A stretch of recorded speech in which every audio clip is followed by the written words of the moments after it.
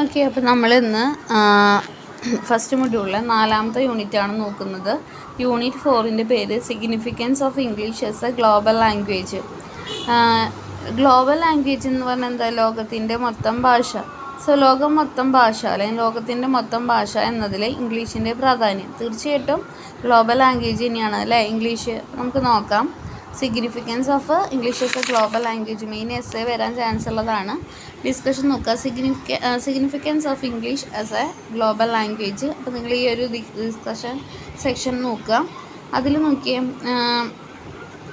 ഇംഗ്ലീഷിൻ്റെ പ്രത്യേകതകളാണ് ഫസ്റ്റ് പാരഗ്രാഫിലൊക്കെ പറഞ്ഞിട്ടുള്ളത്. എല്ലാം ഇമ്പോർട്ടൻ്റ് ആണ്.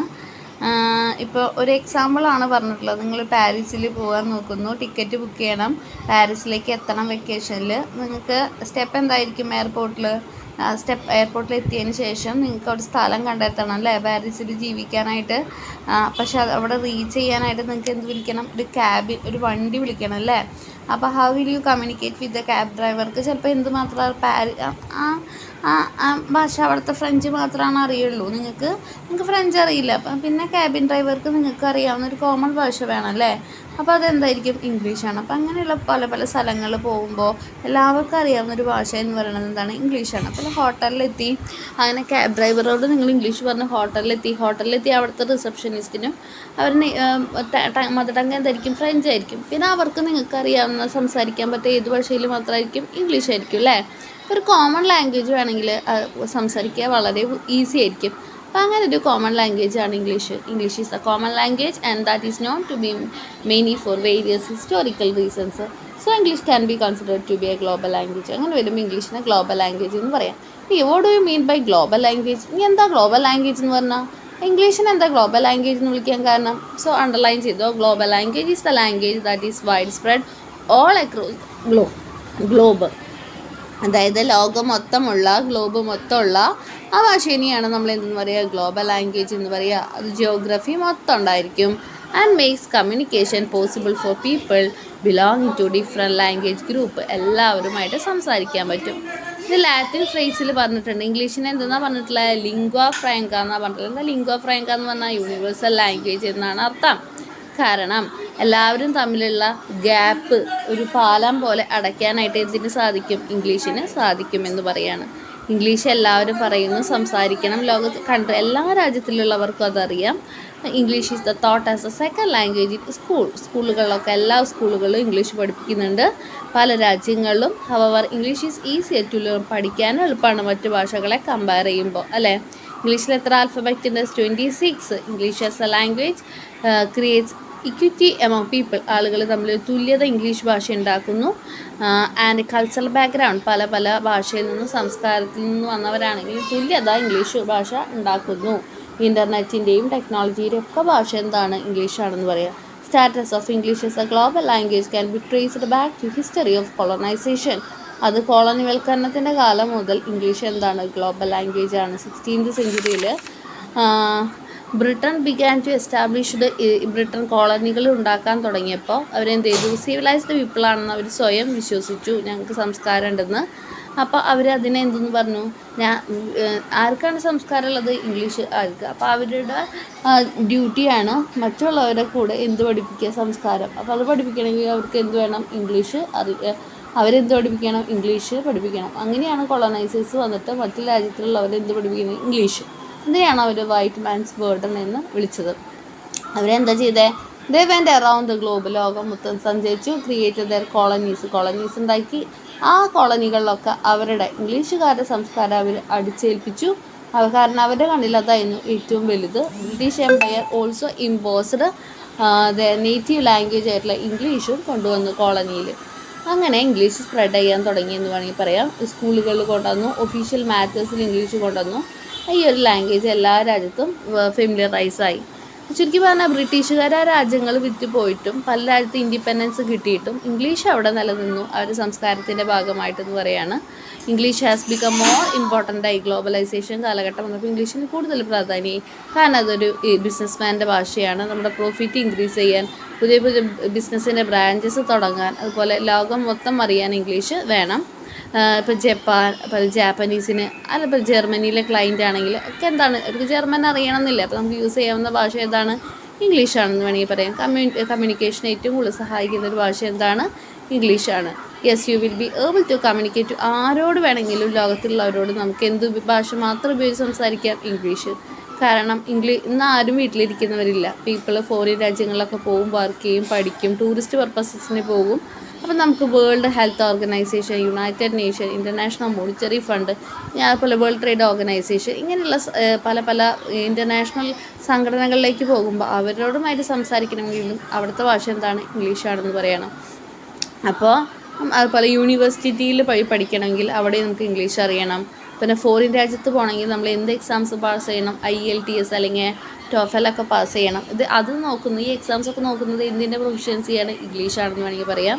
പിന്നെ ഈ യൂണിവേഴ്സിറ്റീസ് ഓൺലൈൻ കണ്ടൻസുകൾ നടക്കുമ്പോൾ, ക്ലാസ്സസ് നടക്കുമ്പോൾ അതും ഇംഗ്ലീഷിലാണെന്ന് വേണമെങ്കിൽ പറയാം. സയൻറ്റിഫിക്കൽ ജേർണൽസ്, ഇൻ്റർനാഷണൽ മാഗസീൻസ്, അതൊക്കെ എന്താണ്? ഇംഗ്ലീഷിലാണ്. അവരുപയോഗിക്കുന്ന ഭാഷയും എന്താണ്? ഇംഗ്ലീഷാണ്. ഇതൊക്കെ ഒരുപാട് നമ്മളെ സഹായിക്കും എന്ന് പറയുകയാണ്. റിസർച്ച് സ്കോളറാണെന്ന് വിചാരിക്കുക, നമുക്കൊരു ആർട്ടിക്കിൾ പബ്ലിഷ് ചെയ്യണം, എഴുതണം, അതും ഇംഗ്ലീഷിലായിരിക്കണം എന്ന് പറയുകയാണ്. If you want to read something for leisure, ഇനി സന്തോഷത്തിന് സമാധാനത്തിന് എന്തെങ്കിലും വായിക്കണമെങ്കിൽ നോവൽസ്, സ്റ്റോറീസ്, ഡ്രാമ, പോയംസ്, അതും ഇംഗ്ലീഷിലാണ്. ഫിലിമും മ്യൂസിക്കിലൊക്കെ ഇംഗ്ലീഷിലാണ് അവൈലബിൾ ആവുള്ളൂ. നമുക്ക് ഇത് എൻജോയ് ചെയ്യാം അല്ലേ.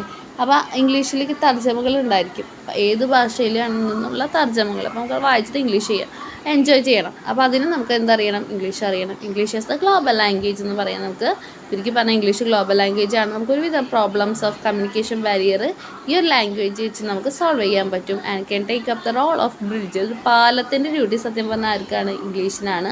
അത് അങ്ങോട്ടുള്ള ആളുകളെ ബന്ധപ്പെടുത്തുന്നു. ബിസിനസ് ആണെങ്കിലും എക്കണോമിക്സ് ആണെങ്കിലും എഡ്യൂക്കേഷൻ്റെ കാര്യത്തിലാണെങ്കിലും international relation, science, trade, tourism, entertainment, among other things എല്ലാത്തിനും ഇംഗ്ലീഷ് വേണം. So English is A global language ആണ്. ഈ പറഞ്ഞതൊക്കെ അത് പഠിച്ചാലാണ് എസ്സേ എഴുതാൻ പറ്റുള്ളൂ. ഇനി കമ്മ്യൂണിക്കേഷൻ ഇൻ ഇംഗ്ലീഷ്. എങ്ങനെയാണ് ഇംഗ്ലീഷിലുള്ള കമ്മ്യൂണിക്കേഷൻ? നമുക്കറിയാം അല്ലേ. In order to express one thought through speaking and writing, നമുക്കൊരു ഭാഷ ആവശ്യമാണ്.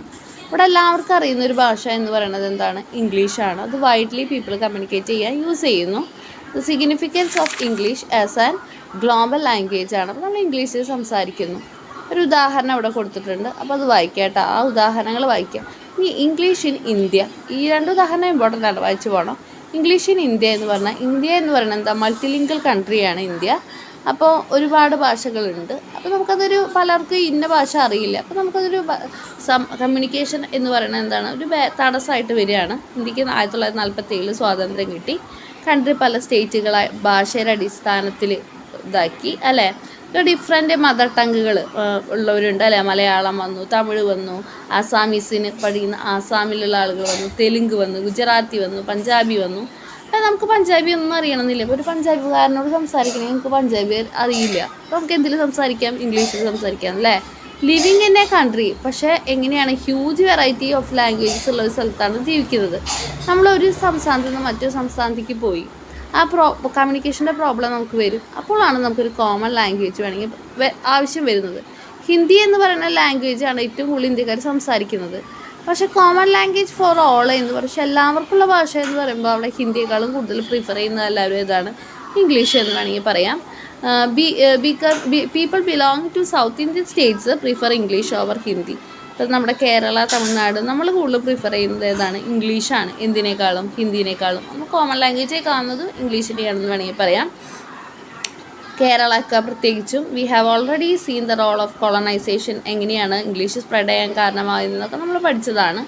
അപ്പോൾ അതാണ് ഇന്ത്യയിലെ അവസ്ഥ. The official status of English can be seen as effect of colonisation. ഒരു ഒഫീഷ്യൽ സെക്കൻഡ് ഒഫീഷ്യൽ ലാംഗ്വേജ് ആയിട്ടൊക്കെ തന്നെ നമ്മൾ എന്തിനെ കാണുന്നുണ്ട്? ഇംഗ്ലീഷിനെ കാണുന്നുണ്ട്. കോളനൈസേഷൻ്റെ ഭാഗമാണ് ഇംഗ്ലീഷ് നമ്മൾ കോമൺ ലാംഗ്വേജ് അഡോപ്റ്റ് ചെയ്യുന്നത്. ഗ്ലോബലൈസേഷൻ വന്നപ്പോൾ പീപ്പിൾ അക്രോസ് നേഷൻ, പല പല രാജ്യത്തുള്ളവർ ഇൻറ്ററാക്ട് വിത്ത് ഈച്ച് അതർ, അങ്ങോട്ടും ഇങ്ങോട്ടും സംസാരിക്കണം. അപ്പോൾ ഇന്ത്യയുടെ കാര്യത്തിലാണെങ്കിലും ഇന്ത്യ ഒരു ഡയസ്പോറിക്കാണ്. പല പല സ്റ്റേറ്റിൽ പല പല ഭാഷ സംസാരിക്കുന്നവരാണ്. People from India travel to English speaking, അതായത് നമ്മൾ ഇന്ത്യക്കാർ പല ഇംഗ്ലീഷ് സംസാരിക്കുന്ന രാജ്യങ്ങളിലേക്ക് പോകുമ്പോൾ ജോബിന്, എഡ്യൂക്കേഷനായിട്ട് നമുക്ക് എന്ത് വേണം? ഭാഷ അറിഞ്ഞിരിക്കുമെന്ന് പറയുകയാണ്. അപ്പോൾ ഇംഗ്ലീഷ് അറിയെങ്കിൽ വളരെ ഈസി ആയിട്ട് കമ്മ്യൂണിക്കേറ്റ് ചെയ്യാമെന്ന് പറയുന്നത്. ബൈലിംഗ്വലിസത്തെ കുറിച്ച് നമ്മൾ പറഞ്ഞല്ലേ, നമുക്ക് ഒരേ സമയം പല ഭാഷകൾ പറയാൻ പറ്റും. അപ്പോൾ ആ ഒരു ഇത് വായിക്കാം കേട്ടോ. ദ ഇൻഹിബിറ്റഡ് ഇൻട്രോവേർട്ട്, അതായത് വൈൽ കമ്മ്യൂണിക്കേറ്റിംഗ് നമ്മൾ സംസാരിക്കുമ്പോൾ ഒരുപാട് പ്രശ്നങ്ങൾ വരും. നമ്മളൊരു പബ്ലിക്കായിട്ട് സംസാരിക്കുമ്പോൾ നമ്മൾ മിണ്ടാതിരിക്കും ചിലപ്പോൾ. കാരണം എന്തായിരിക്കും, സൈക്കോളജിക്കൽ മാനസികമായിട്ടുള്ള നമ്മുടെ പ്രശ്നമായിരിക്കും. കാരണം നമുക്ക് കോൺഫിഡൻസ് കുറവുണ്ട്. കാരണം എന്താ, നമുക്ക് ഇംഗ്ലീഷിന് ഫ്ലുവൻസി ഇല്ല. അപ്പോൾ ആ പ്രോബ്ലംസൊക്കെ പരിഗണിച്ചുകൊണ്ട് നമുക്കതിനെ 4 ഡിഫറെൻറ്റ് കാറ്റഗറീസ് ആയിട്ട്, ഒന്ന് ഫിസിക്കലായിട്ടുള്ള പ്രശ്നങ്ങൾ, 2 സോഷ്യൽ സാമൂഹികം, 3 എക്കണോമിക്, ദെൻ സൈക്കോളജിക്കൽ ബാരിയേഴ്സ്. ഫിസിക്കൽ എന്താണെന്ന് നോക്കുക, ദെൻ സോഷ്യൽ നോക്കുക, എക്കണോമിക് നോക്കുക, അതിൽ തന്നെ പ്രാക്ടീസ് ടു വൺസ് എങ്ങനെ ഈ പ്രശ്നങ്ങൾ പരിഹരിക്കാം, ഈ പ്രശ്നങ്ങളൊക്കെ നമുക്ക് പരിഹരിക്കാം എന്നുള്ളത്. സോ ഫിസിക്കൽ ബാരിയേഴ്സ് എന്താണ്, അതായത് ഒരാൾക്ക് സംസാരിക്കുമ്പോൾ വിക്കോ അങ്ങനെയൊക്കെ വരുന്ന, അല്ലെങ്കിൽ ചെവി കേൾക്കായിക, അതൊക്കെയാണ് ശാരീരിക പ്രശ്നങ്ങൾ. സോഷ്യൽ ബാരിയേഴ്സ് എന്താണ്, സോഷ്യൽ ഡിവൈഡ്, സാമൂഹികമായ പ്രശ്നങ്ങളാണ്. എക്കണോമിക് ബാരിയേഴ്സ് എന്താണ്, ലാംഗ്വേജ്, ഇംഗ്ലീഷ് ലാംഗ്വേജ് പ്രസ്റ്റീജിൻ്റെ ഭാഗമാണ് ആ ഒരു ഇത്. ദെൻ നോക്കിയേ, എല്ലാ പ്രശ്നങ്ങളും ഉണ്ടെങ്കിലും all the above mentioned factors inhibit people from English ലാംഗ്വേജിൽ നിന്ന് മനുഷ്യനെ മാറ്റും. പേടി കൊണ്ടൊന്നും സംസാരിക്കാൻ പറ്റില്ല. മെത്തേഡ്സ് ഉണ്ട്, പക്ഷേ ഇതൊക്കെ മാറ്റാൻ നമുക്ക് മെത്തേഡ് ഉണ്ട്. ഒന്നാമത്തെ മെത്തേഡ് എന്താ, 1 is to practice on one's own. ഇംഗ്ലീഷ് നമ്മൾ സ്വയം പ്രാക്ടീസ് ചെയ്തുകൊണ്ടിരിക്കുക. രണ്ടാമത്തെ എന്താ, non correctional method. Non correctional methods encouraging fluency. അത് നമ്മൾ കറക്റ്റ് ചെയ്യരുത്, തെറ്റുകൾ തിരുത്തരുത്, ഫ്ലൂവൻസി കൂട്ടും, ഒഴുക്കായിട്ട് പറയുക. അതിനുശേഷം മാത്രം നമ്മൾ തെറ്റുകൾ തിരുത്താനായി ശ്രമിക്കുക. പിന്നെ പിയർ പ്രാക്ടീസ്, ഫ്രണ്ട്സുമായി ചേർന്ന് പ്രാക്ടീസ് ചെയ്യുക, അതൊക്കെ നോക്കുക കേട്ടോ. 3 ഇമ്പോർട്ടൻ്റ് ആണ്. Literature as a creative application of language. ലിറ്ററേച്ചറിൽ നമുക്ക് എങ്ങനെ ലാംഗ്വേജ് അപ്ലൈ ചെയ്യാം, അപ്പോൾ ആ ഒരു ഭാഗം കൂടെ വായിച്ചു വെക്കാം. റീക്യാപ്പ് വെരി ഇമ്പോർട്ടൻ്റ് ആണ്. റീക്യാപ്പ് നോക്കുമ്പോൾ ഗ്ലോബൽ ലാംഗ്വേജ് എന്ന് പറഞ്ഞാൽ എന്താ, language learn and spoken all around. ലോകം മുഴുവൻ സംസാരിക്കുന്ന ഭാഷ, സ്പീക്ക് ചെയ്യുന്ന, സംസാരിക്കുന്നതും പഠിക്കുന്നതുമായ ഭാഷയാണ് ഗ്ലോബൽ ലാംഗ്വേജ്. സോ ഇവിടുത്തെ ഗ്ലോബൽ ലാംഗ്വേജ് ഏതാ, English as a global language. അതെന്തിനാ, to bridge a community gap മാറ്റാനാണ്. People across countries. ഇംഗ്ലീഷിൻ്റെ പ്രത്യേകത എന്താ, അത് കമ്മ്യൂണിക്കേഷനെ കൂട്ടുന്നു അറൗണ്ട് ദ ഗ്ലോബ്, ലോകത്തിൽ മൊത്തം. ഏതൊക്കെ ഫീൽഡുകളിലാണ്, business, economics, education, international relation, science, trade and tourism and entertainment etcetera. English function ചെയ്യുന്നത് എന്തായിട്ടാണ്, കോമൺ ലാംഗ്വേജ് ആയിട്ടാണ് for communication in multi culture of India. ഇതിൽ പല പല കൾച്ചറുണ്ട്, പല മൾട്ടി ലിംഗിൽ പല ഭാഷകളുണ്ട്. അപ്പോൾ ഒരു കോമൺ ലാംഗ്വേജ് ആയിട്ട് കൂടുതലും ഫങ്ഷൻ ചെയ്യുന്നത് ഇന്ത്യയിൽ ഏതാണ്, ഇംഗ്ലീഷാണ് കേട്ടോ. ദെൻ ഹൈബ്രിഡ് ലാംഗ്വേജ് എന്ന് പറഞ്ഞാൽ എന്താ, മിക്സ്ചർ ഓഫ് 2 ലാംഗ്വേജസ്, 2 ഭാഷകളുടെ മിക്സ്ചറിനെ ഹൈബ്രിഡ് എന്ന് പറയും. For example Manglish, Malayalam plus English, Hinglish, Hindi plus English, Tanglish, Tamil plus English, Kanglish, Kannada plus English, Punglish എന്ന് പറഞ്ഞാൽ എന്താ, പഞ്ചാബ് പ്ലസ് ഇംഗ്ലീഷ്. ഓക്കെ, അത് പഠിച്ചു വയ്ക്കുക. ദെൻ ഇൻഹിബിഷൻ എന്ന് പറഞ്ഞാൽ തടസ്സമാണ് അല്ലേ, ബാരിയേഴ്സ്, തടസ്സങ്ങൾ. That keep you from communicating free ആയിട്ട് സംസാരിക്കുന്നതിൽ നിന്ന് തടയുന്ന തടസ്സങ്ങളെയാണ് ഇൻഹിബിഷൻ എന്ന് പറയുന്നത്. Foreign language it might be physical, ശാരീരികമാവാം, സോഷ്യലാവാം, എക്കണോമിക് ആവാം. എങ്ങനെയാണ് ആ പ്രശ്നം പരിഹരിക്കുക, മെത്തേഡ്സ് ടു ടാക്കിൾ ഇൻഹിബിഷൻ, എങ്ങനെ ആ തടസ്സത്തെ ഇല്ലാതാക്കാം, പ്രാക്ടീസ് ഓൺ വൺസ് ഓൺ, സ്വയം പരിശ്രമിക്കുക. ഞാൻ നേരത്തെ പറഞ്ഞ നോൺ കറക്ഷണൽ മെത്തേഡ്, ഇംഗ്ലീഷൊക്കെ ആണെങ്കിൽ ആദ്യം ഫ്ലുവൻ്റായിട്ട് പഠിക്കാൻ ശ്രമിക്കുക, അതിനുശേഷം മാത്രം തെറ്റുകൾ തിരുത്തുക. ദെൻ പിയർ പ്രാക്ടീസും എക്സ്പോജറും, പിന്നെയും പ്രാക്ടീസ് ചെയ്യുക. പിന്നെ റീക്യാപ്പ് പഠിക്കണം കേട്ടോ, ഇമ്പോർട്ടൻ്റ് ആണ്. ഇതിൻ്റെ ഒബ്ജക്റ്റീവ് ക്വസ്റ്റ്യൻസ് നല്ലപോലെ പഠിക്കുക. ദെൻ അസൈൻമെൻറ്റ് ക്വസ്റ്റ്യൻസിൻ്റെ ആൻസർ ഞാൻ തരാം. Okay, thank you.